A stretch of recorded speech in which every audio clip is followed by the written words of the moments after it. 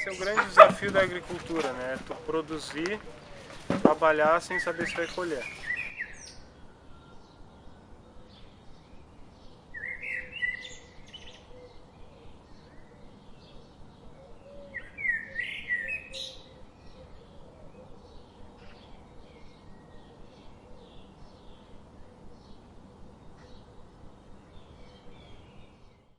Então hoje a gente teve problemas aqui com 8.000 pés que a gente era para já ter colhido 4 toneladas, não colhemos nada. E o restante também esse ano a gente teve muita perda em função de todos os problemas climáticos. Mas na média assim a gente consegue colher 400, 500 quilos por semana. A nossa expectativa é maior, mas não quer dizer que a gente consiga, né? Esse é o grande desafio. A agricultura familiar, o segmento familiar de produção de alimentos, o que outros atores chamam de campesinato, é um segmento de fundamental importância, tanto no contexto nacional, quando a gente pensa no caso do Rio Grande do Sul, e também aqui no contexto da região e do município de Rio Grande.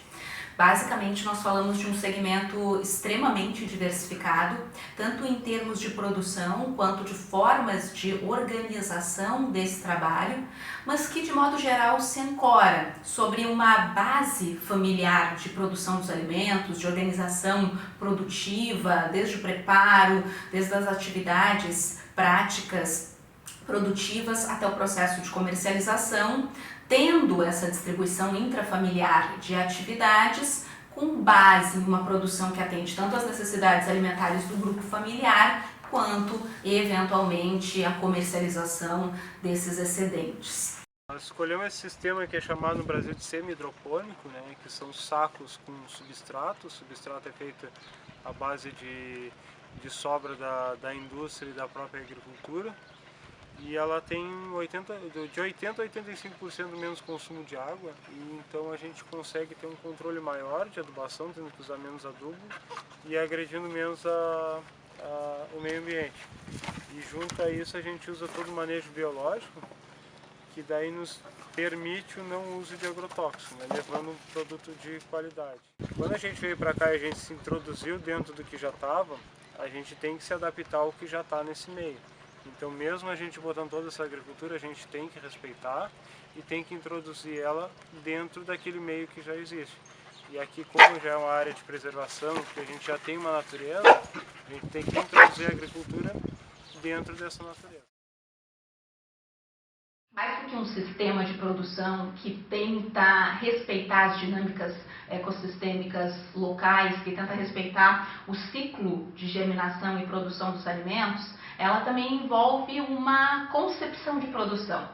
Então, mais do que produzir alimentos com a menor quantidade possível ou sem nenhum insumo químico, sem nenhum fertilizante químico, nós falamos também da percepção de que a agricultura é um modelo de produção que precisa respeitar as características dos ecossistemas locais, produzindo em consonância com esses ecossistemas alimentos que tenham respeitados o seu máximo valor nutricional.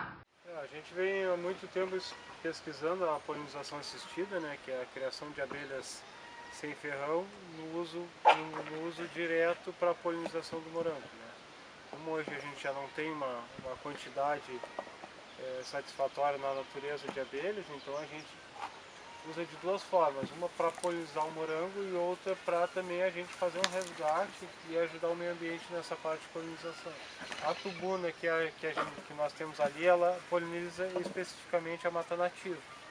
Então é uma abelha que, por ter um tamanho maior, ela vai mais longe e poliniza árvores da mata nativa, ajudando a multiplicação delas. Produz em média 4 kg de mel ano e também é uma abelha de fácil multiplicação de enxame. Na verdade, a escolha do agroecológico ela já vem de família, né? Uma vez que meu pai foi intoxicado por agrotóxico, né, quando plantava cebola, quando a gente percebe em nós, a gente quer seguir com aquilo e passar para os outros, né? Então é uma escolha por nós e pelos outros. A gente tem criança pequena, mora na mesma propriedade e sabe que a gente vai estar entregando produto da mesma maneira que a gente está usando. Então é uma escolha, é uma maneira de tu mudar teus parâmetros e tu seguir com eles.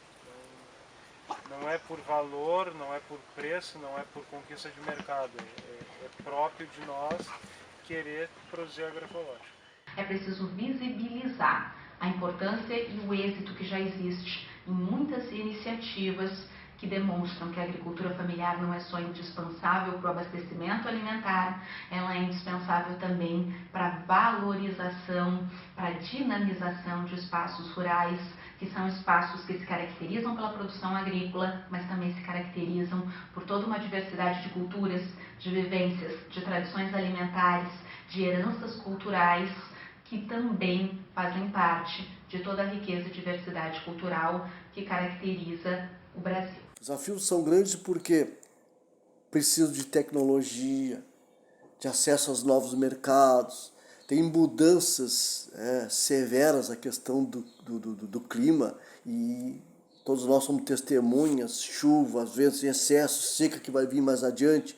E isso tudo tem que ser respaldado do pequeno produtor. Há uma necessidade cada vez mais clara, mais objetiva, mais tangente desse apoio e enxergar como importante esse setor que de certa forma tem, mas se transforme essa realidade em políticas públicas. Toda a minha família trabalha na agricultura. Meu filho está terminando o ensino médio e está fazendo um curso no CETAC, no Canguçu, para sucessão familiar.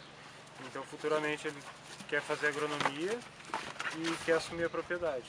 É um legado que a agricultura tem dela, é isso, é a sucessão familiar. Além de um projeto social de valorização da agricultura familiar que a gente tem, que é mantido por nós mesmos, nós estamos com construção uma agroindústria de geleias, onde a gente beneficia essa nossa própria produção e rebate ele para o consumidor local. E também o compartilhamento de tecnologia. Nós trazemos novas tecnologias para a cidade, em parceria com a Emater a gente repassa para outros produtores. É muito preocupante para o futuro da nossa sociedade. Uma vez que não tem agricultura e todo o teu alimento tem que vir de outras cidades, ele se torna caro. Quando esse alimento se torna caro, ele não se torna acessível. E quando não se torna acessível, as pessoas escolhem outras maneiras de se alimentar. Por exemplo, o tomate. Se tu não tiver tomate na tua cidade, esse tomate vai chegar caro. Não vai ser possível todos consumirem ele. Então acabam essas pessoas usando o extrato de tomate, o molho de tomate. A indústria nos dá meios mais baratos de consumo. Só que tu prejudica a saúde, o meio ambiente e toda uma sociedade com isso. Então, por isso, as pessoas têm que preservar a agricultura familiar. O preço vai ser muito alto quando nós não tivermos mais.